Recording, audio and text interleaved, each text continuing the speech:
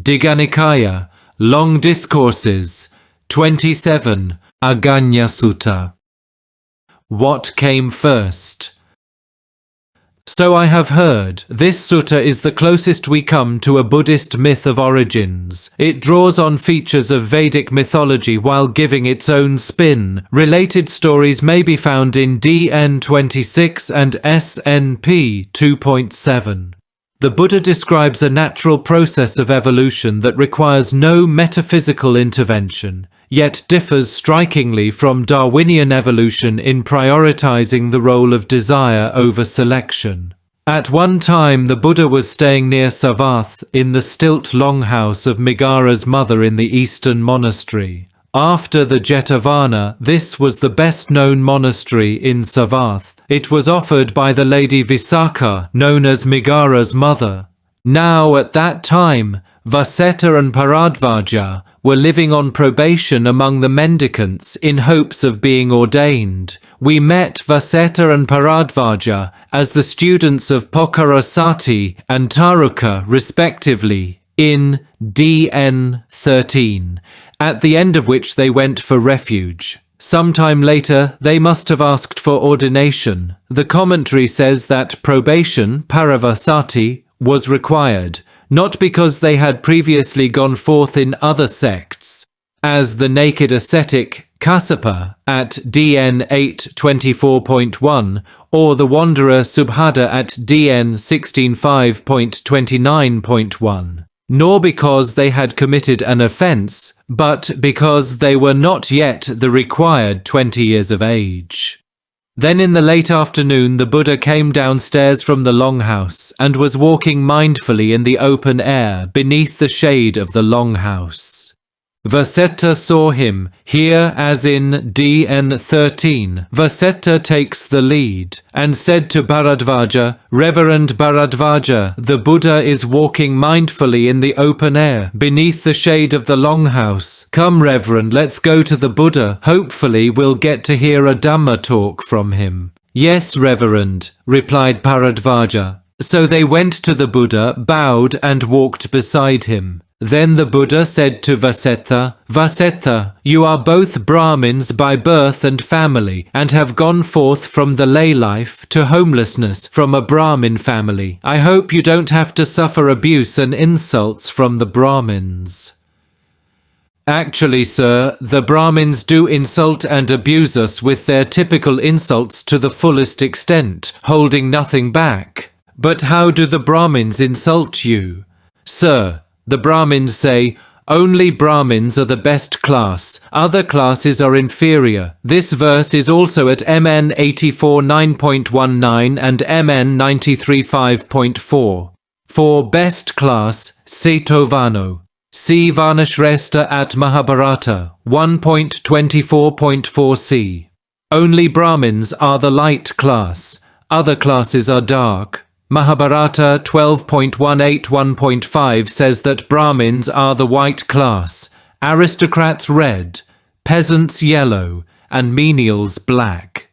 Underlying this is an assumption of the superiority of the fair-skinned northerners of Indo-Aryan descent over the dark-skinned natives, see DN 31.10.3.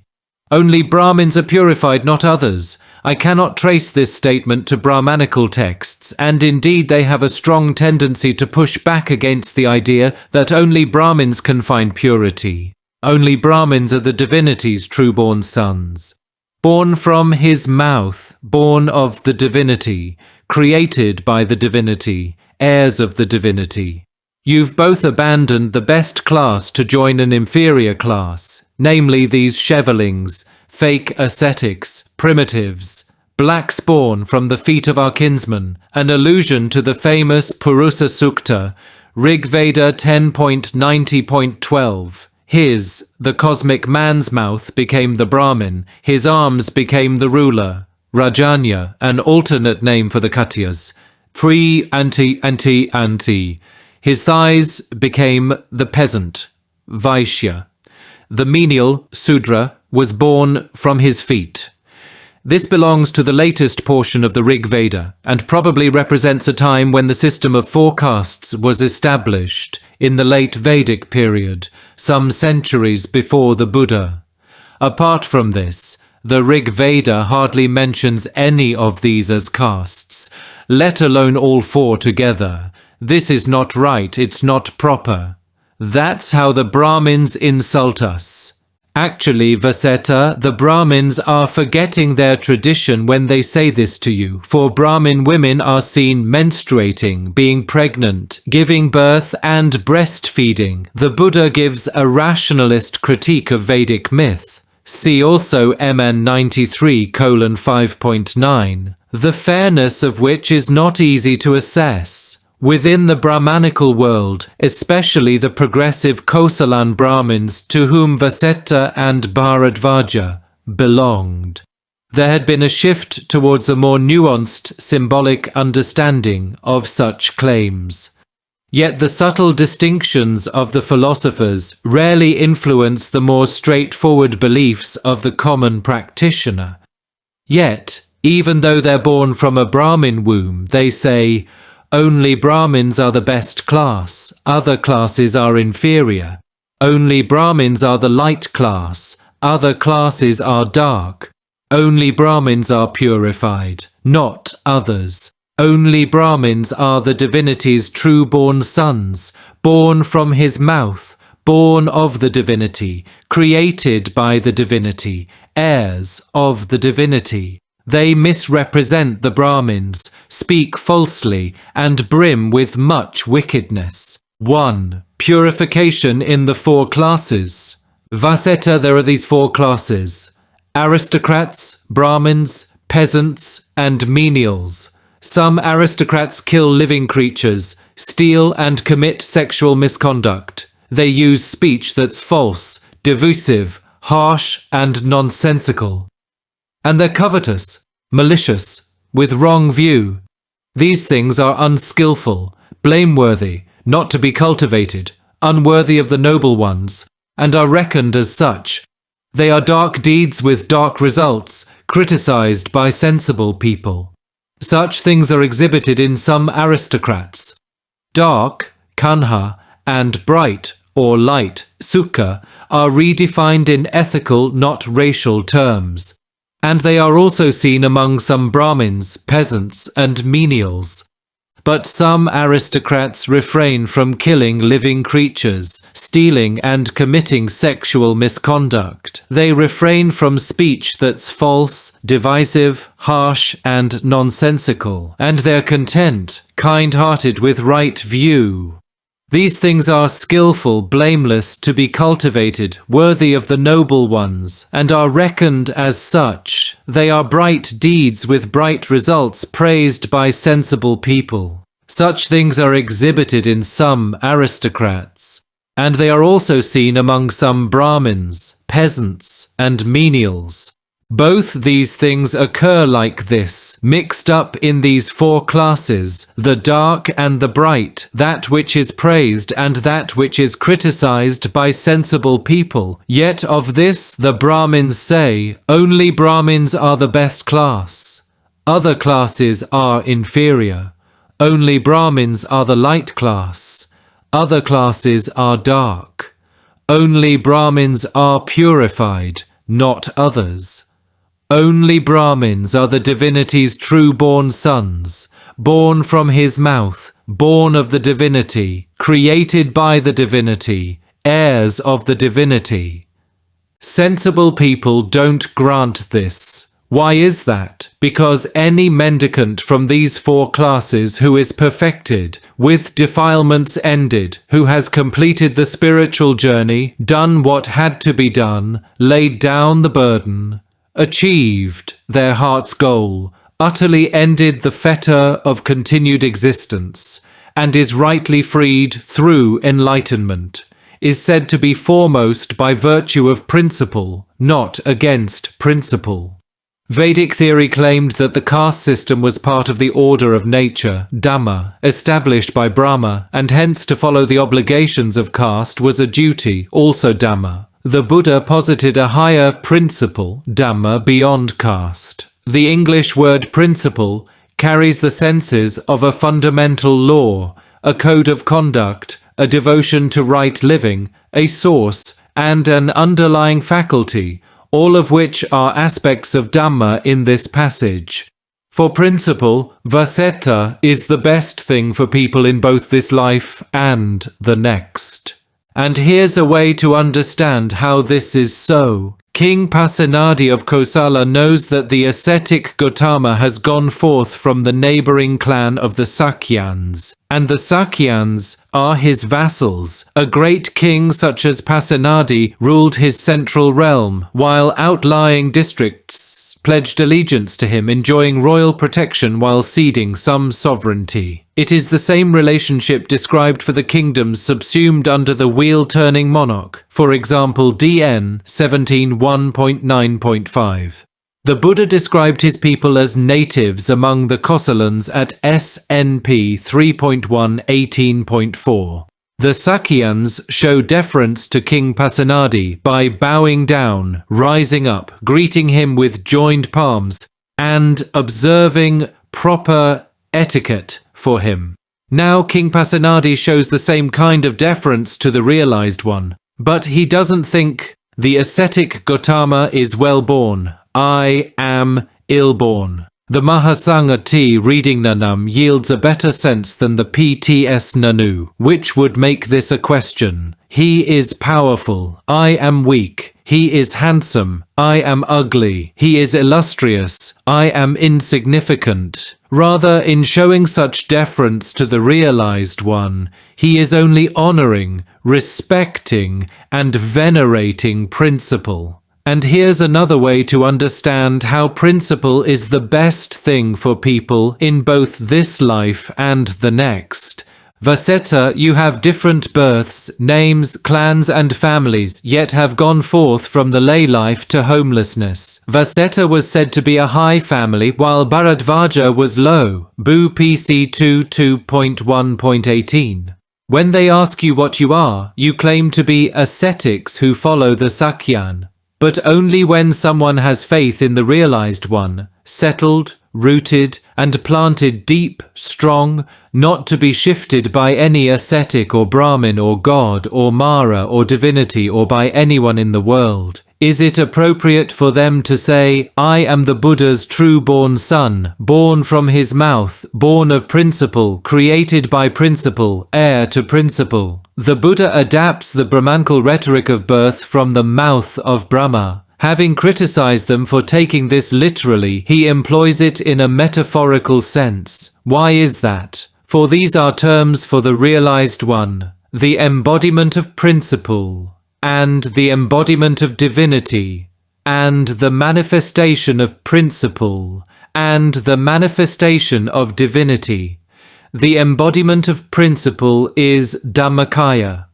This is a term of unique occurrence in the suttas, which was seized on in later days to posit a metaphysical theory of a quasi-eternal Buddha. In the suttas, it means that he, having practiced the Dhamma to its fullest, embodies the qualities of the Dhamma to the highest degree. There comes a time when Vasetta, after a very long period has passed, this cosmos contracts. Here begins the story of origins. The Buddha begins his creation myth with the end of the world. For this passage, compare D. N. 1.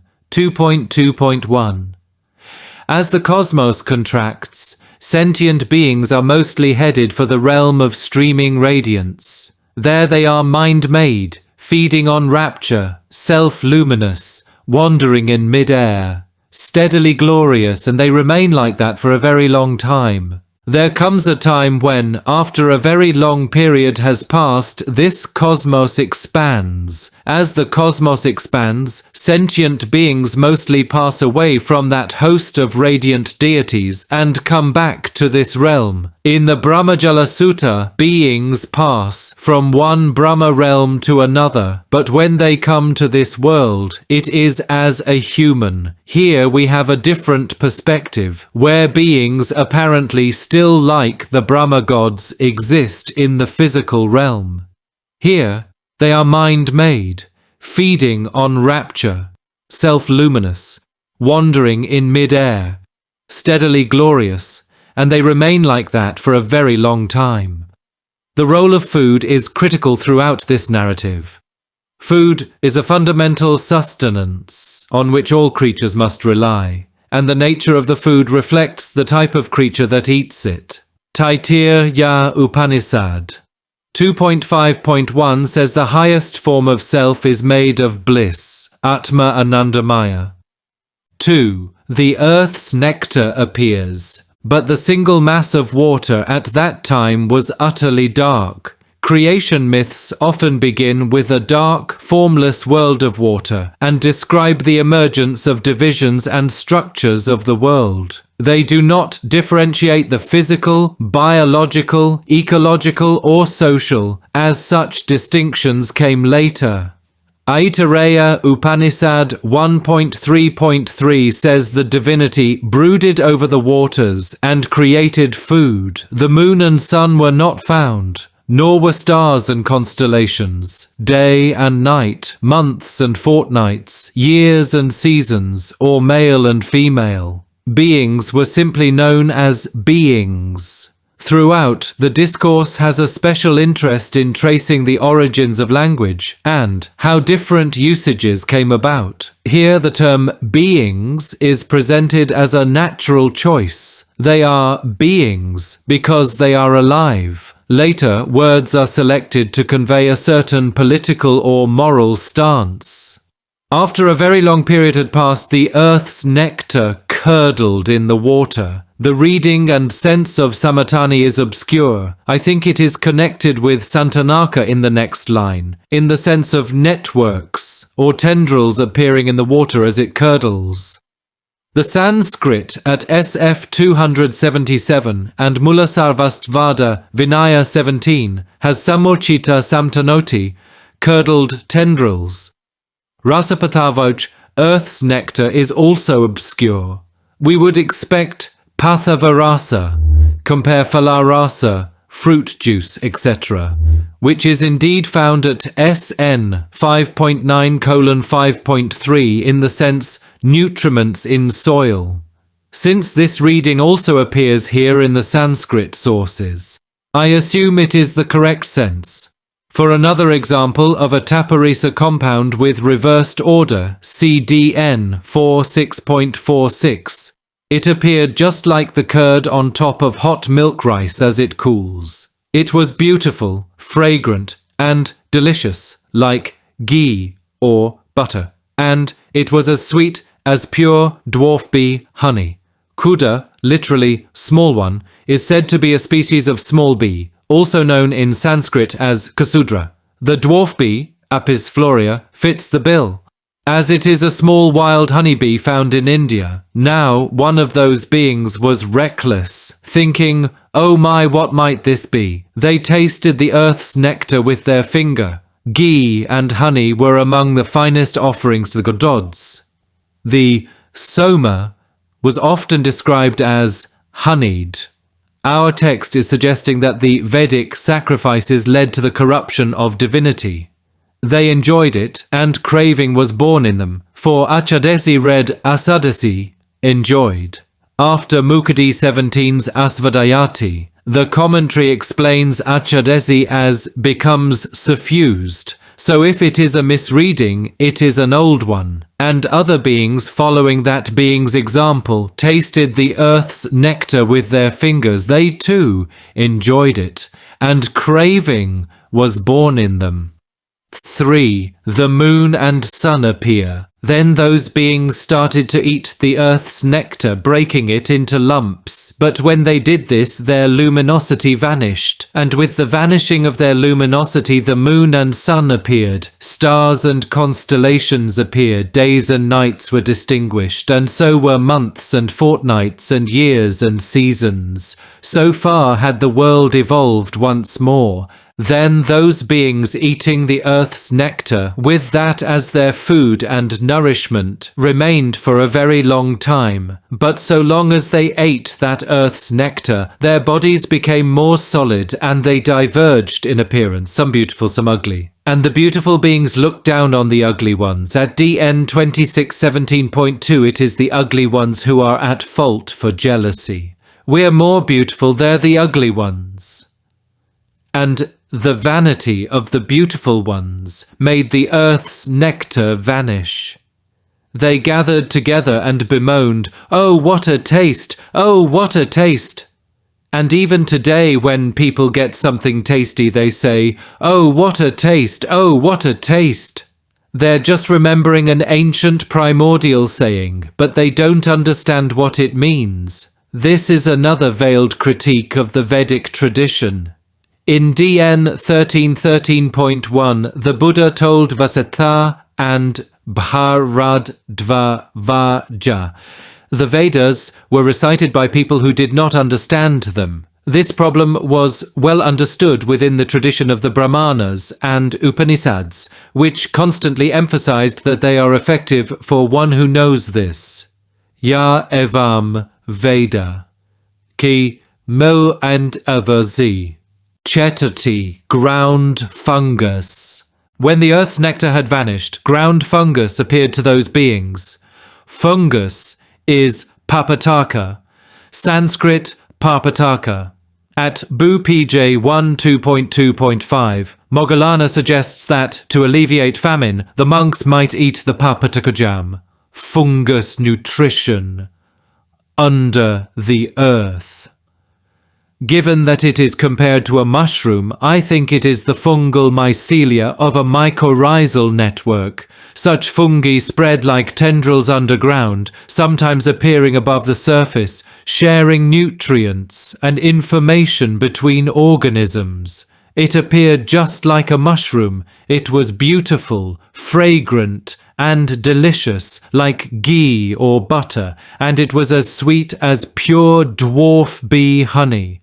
Then those beings started to eat the ground fungus. With that as their food and nourishment, they remained for a very long time, but so long as they ate that ground fungus, their bodies became more solid and they diverged in appearance. Some beautiful, some ugly. And the beautiful beings looked down on the ugly ones. We're more beautiful, they're the ugly ones. And the vanity of the beautiful ones made the ground fungus vanish.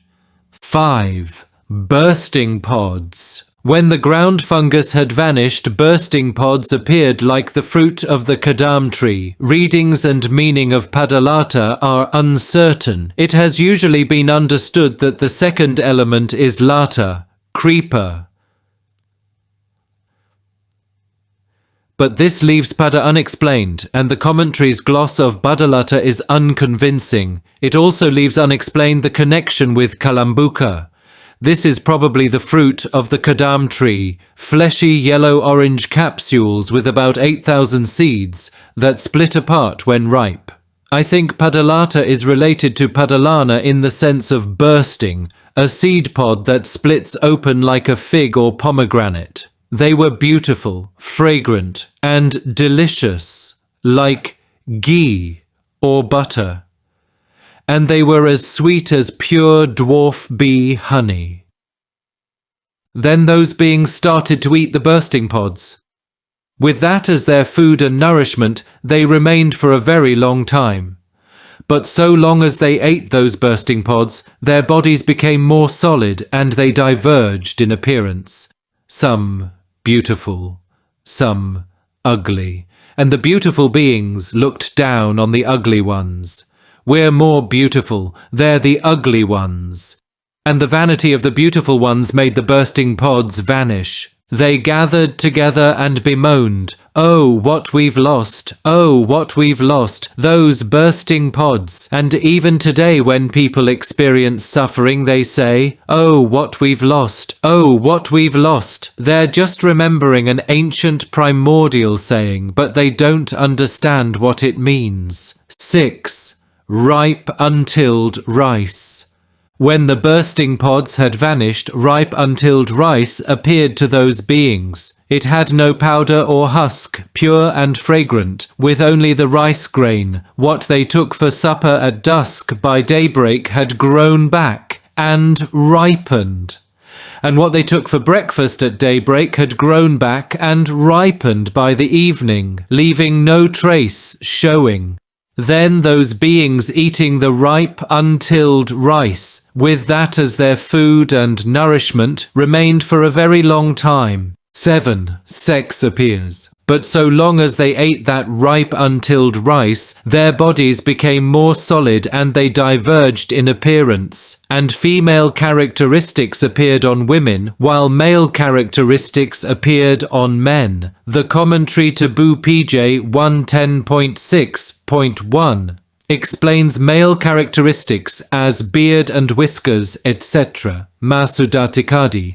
So this is not just genitals, but also secondary sex characteristics. Women spent too much time gazing at men and men at women. They became lustful, and their bodies burned with fever. Due to this fever, they had sex with each other.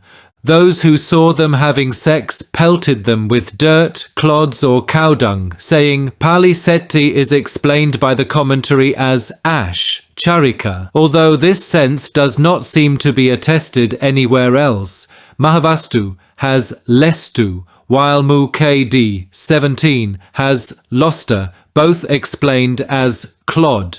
Given that it is easier to throw a clod than ash, I think these probably convey the correct sense. Get lost, filth. Get lost, filth. Nasa could mean die or get lost. I take the softer meaning, as killing has not yet appeared among these beings. This behavior looks much like scapegoating rituals, where certain members of the community are deemed to bear the sins of all and are sacrificed to erase the sin.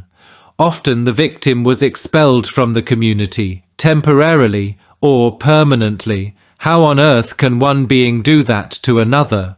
Mob shaming over perceived sexual transgression is the most primitive form of moralizing, and even today people in some countries, when carrying a bride off, pelt her with dirt, clods or cow dung. Carrying off, Nibbahamana, like being swept away by a river. Mu KD 17 says they throw powder, scent, garlands and nets while wishing the bride happiness and well-being. They're just remembering an ancient primordial saying, but they don't understand what it means. 8. Sexual intercourse. What was deemed as unprincipled at that time these days is deemed as principled. Unprincipled is adhamma. In the past, the lovers were spurned. Now they are celebrated in marriage. The beings who had sex together weren't allowed to enter a village or town for 1 or 2 months. Ever since they excessively threw themselves into immorality, they started to make buildings to hide their immoral deeds. The sight of others having sex provokes strong reactions of arousal, jealousy, and disgust, often leading to violence. A culture of sexual modesty regulates these emotions, promoting the growth of larger societal structures. Then one of those beings of idle disposition thought, "Hey now! Why should I be bothered to gather rice at dusk for supper and at daybreak for breakfast? Why don't I gather rice for supper and breakfast all at once?" Human society evolves first from greed, second from sexual desire, and third from laziness. The effort to avoid manual labor drives cultural and technological innovation. So that's what he did. Then one of the other beings approached that being and said, "Come, good being, we shall go to gather rice." "There's no need, good being. I gathered rice for supper and breakfast all at once." So that being, following their example, gathered rice for 2 days all at once, thinking, "This seems fine." Humans are focused on short-term comforts and ignore long-term consequences. Then one of the other beings approached that being and said, "Come, good being, we shall go to gather rice." "There's no need, good being. I gathered rice for 2 days all at once." So that being, following their example, gathered rice for 4 days all at once, thinking, "This seems fine." Then one of the other beings approached that being and said, "Come, good being, we shall go to gather rice." "There's no need, good being. I gathered rice for 4 days all at once." So that being, following their example, gathered rice for 8 days all at once, thinking, "This seems fine." But when they started to store up rice to eat, the rice grains became wrapped in powder and husk. It didn't grow back after reaping, leaving a trace showing, and the rice stood in clumps. The wild grasses used as grains evolve in adaptation to human needs. 9. Dividing the rice. Then those beings gathered together and bemoaned, "Oh, how wicked things have appeared among beings." The beings tell their story within the story. The oldest myths, such as the Vedas or Gilgamesh, speak of myths that were already ancient for them. And the oldest story of all is the fall, the death of God, the recession of divinity, how things were better in the old days. The story is a reckoning with the consequences of their actions, yet it is not sufficient for them to change course. For we used to be mind-made, feeding on rapture, self-luminous, wandering in mid-air, steadily glorious, and we remained like that for a very long time. After a very long period had passed, the earth's nectar curdled in the water. But due to bad, unskillful things among us, the earth's nectar vanished, then the ground fungus vanished, the bursting pods vanished, and now the rice grains have become wrapped in powder and husk. It doesn't grow back after reaping, traces are left showing, and the rice stands in clumps. We'd better divide up the rice and lay down boundaries. Scarcity has arisen because of greed, giving rise to agriculture and land ownership. Up until now, the changes have been driven by individual choice, whereas now they are starting to make agreements among themselves, hoping to mitigate the irresponsibility of individuals. So that's what they did. Now, one of those beings was reckless. While guarding their own share, they took another's share without it being given, and ate it. With ownership and inequality come theft. They grabbed the one who had done this and said, "You have done a bad thing, good being, in that while guarding your own share, you took another's share without it being given and ate it. Do not do such a thing again." "Yes, worthy sirs," replied that being, but for a second time and a third time they did the same thing and were told not to continue. It turns out that moral scolding does not deter wrongdoers, and then they struck that being, some with fists, others with stones, and still others with rods. The mob violence escalates. From that day on, stealing was found, and blame, and lying, and the taking up of rods, all a direct consequence of thoughtless greed and inequality. 10. The elected king. Then those beings gathered together and bemoaned, "Oh, how wicked things have appeared among beings, in that stealing is found, and blaming and lying, and the taking up of rods. Why don't we elect one being who would rightly accuse those who deserve it, blame those who deserve it, and expel those who deserve it?" Accuse is Nikāya. Here the beings are taking charge of their social evolution, deciding among themselves how to manage their society. They are active agents in their own story, not merely passive subjects of evolution. And the primary decision they make is to form a democracy by election, samsara. Doing so, they create a two-class system, rulers and subjects. We shall pay them with a share of rice. The origin of upper class, white-collar workers who do not have to till the soil. Taxes are not coerced but voluntarily offered in recognition of services rendered. Then those beings approached the being among them who was most attractive, good-looking, lovely and illustrious, and said the emphasis on appearance reflects a wider acknowledgement of the potency of beauty in shaping human conduct. The Buddha rejected the notion that beauty indicates worth, for example SN 21.6, yet was himself regarded as especially beautiful. Unfair it may be, but beautiful people are listened to. Come. Good being. Rightly accuse those who deserve it. Blame those who deserve it. And banish those who deserve it. The Ehi formula echoes the original ordination method, KD 1.6.32.3. We shall pay you with a share of rice. Yes, worthy sirs, replied that being. They acted accordingly and were paid with a share of rice. Elected by the populace, Vaseta is the meaning of popularly elected, the first term applied to them. Note that popularly elected, Mahasamata, is not a name but a term describing their position. The passage suggests that the prefix Maha does not mean that the elected one is great, but that they were elected by the populace, Mahajana. Applied to them, Upanibhatam is unique.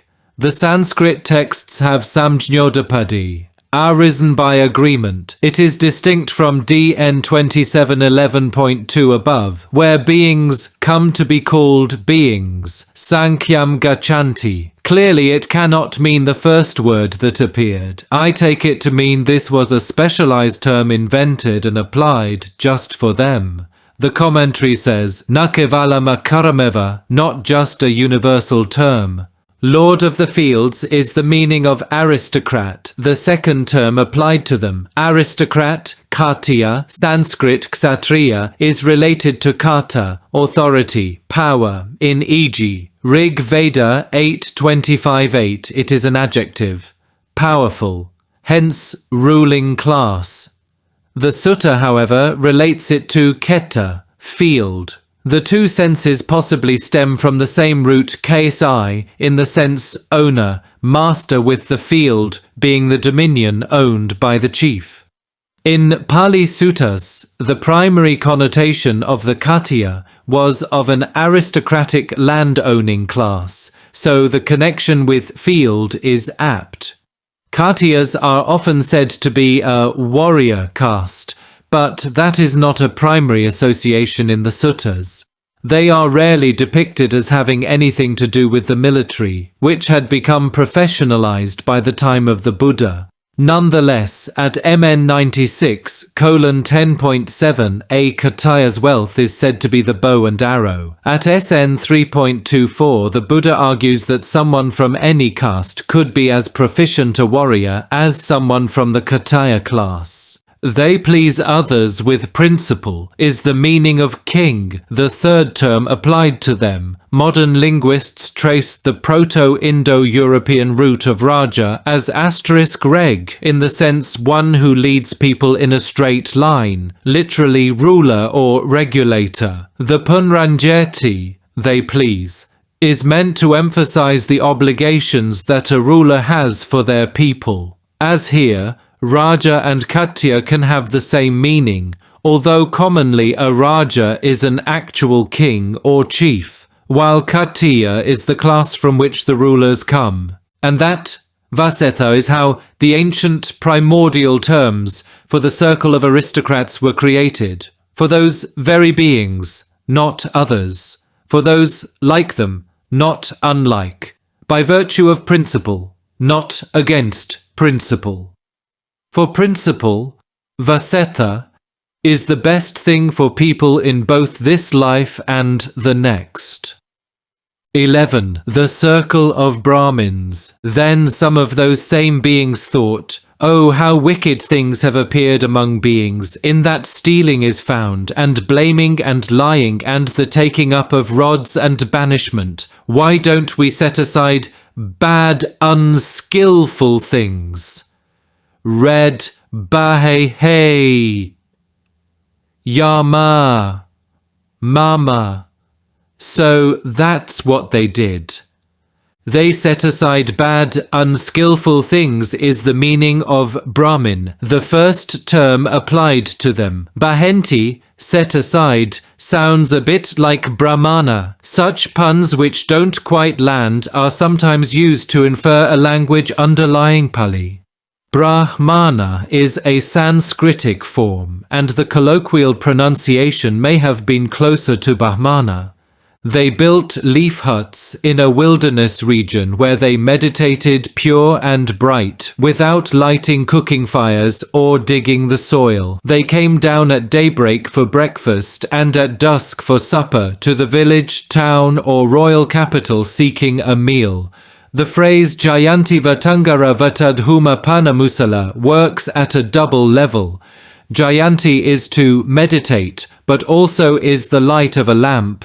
Vatangara Vatadhuma means without coals and smoke, implying that they do not light cooking fires. But as meditation it means their minds are free of corruptions. Panamusala is with shovel put down, that is, they do not dig the soil, thus killing the creatures there. Not cooking or digging are also precepts for Buddhist and Jain mendicants. When they had obtained food, they continued to meditate in the leaf huts. When people noticed this, they said, "These beings build leaf huts in a wilderness region where they meditate pure and bright, without lighting cooking fires or digging the soil. They come down at daybreak for breakfast, and at dusk for supper to the village, town, or royal capital seeking a meal. When they have obtained food, they continue to meditate in the leaf huts." They meditate is the meaning of meditator, the second term applied to them. Meditator is Jayaka, but some of those beings were unable to keep up with their meditation in the leaf huts in the wilderness. They came down to the neighborhood of a village or town where they dwelt, compiling texts. At DN 3, 2.3.11, the Brahmins come down from the forest and set up shrines in the town. Chandogya Upanishad 5.10.1-5 compares the forest contemplatives destined for the Brahma realm with the ritualists who are reborn on the moon before returning to earth. The texts, Gante, were the Vedas. When people noticed this, they said, "These beings were unable to keep up with their meditation in the leaf huts in the wilderness. They came down to the neighborhood of a village or town where they dwelt, compiling texts. Now they don't meditate." Now they don't meditate is the meaning of reciter, the third term applied to them. Ajayaka is from ajayati, to recite, but here it is punned as the negative of jayaka, meditator. What was deemed as worse at that time these days is deemed as best, and that, vasetha, is how the ancient primordial terms for the circle of Brahmins were created, for those very beings, not others, for those like them, not unlike, by virtue of principle, not against principle. For principle, Vaseta, is the best thing for people in both this life and the next.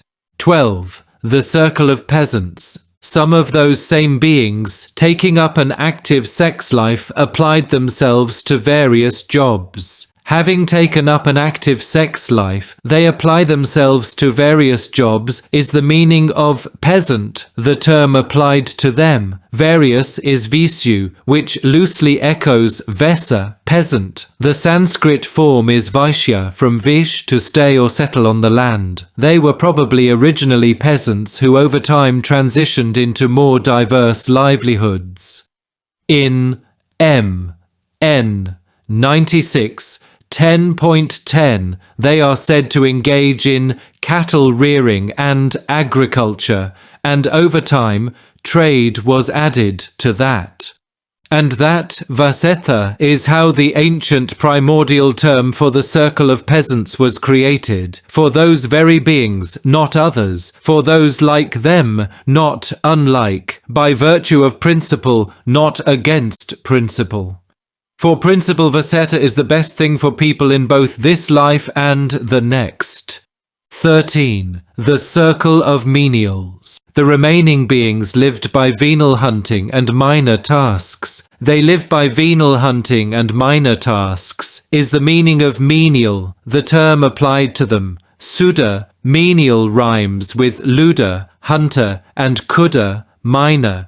In MN 96:10.14, their wealth is said to come from the scythe and flail, that is seasonal manual labor such as threshing grain, SN 35.248:1.2. At MN 96:16.4, bamboo workers, chariot makers and waste collectors are cited as other low-class jobs. They may have originated as a distinct branch of Aryan peoples who were assimilated into Vedic culture, Ram Sharan Sharma Sudras in ancient India 37, and that Vasetha is how the ancient primordial term for the circle of menials was created. For those very beings, not others, for those like them, not unlike, by virtue of principle, not against principle. For principle, Vasetha, is the best thing for people in both this life and the next.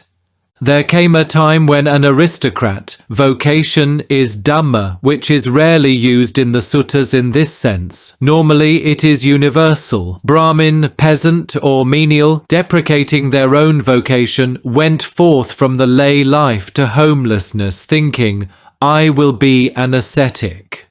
From these four circles, Vasetta, the circle of ascetics, was created, for those very beings, not others, for those like them, not unlike, by virtue of principle, not against principle. For principle Vasetta is the best thing for people in both this life and the next. 14. On bad conduct. An aristocrat, Brahmin, peasant, menial or ascetic may do bad things by way of body, speech and mind. They have wrong view and they act out of that wrong view. And because of that, when their body breaks up after death, they're reborn in a place of loss, a bad place, the underworld, hell.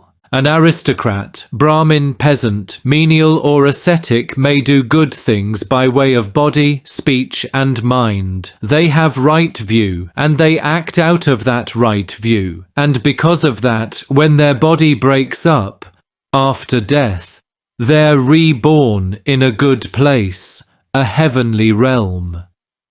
An aristocrat, Brahmin, peasant, menial or ascetic may do mixed things by way of body, speech and mind. They have mixed view and they act out of that mixed view, and because of that, when their body breaks up, after death, they experience both pleasure and pain.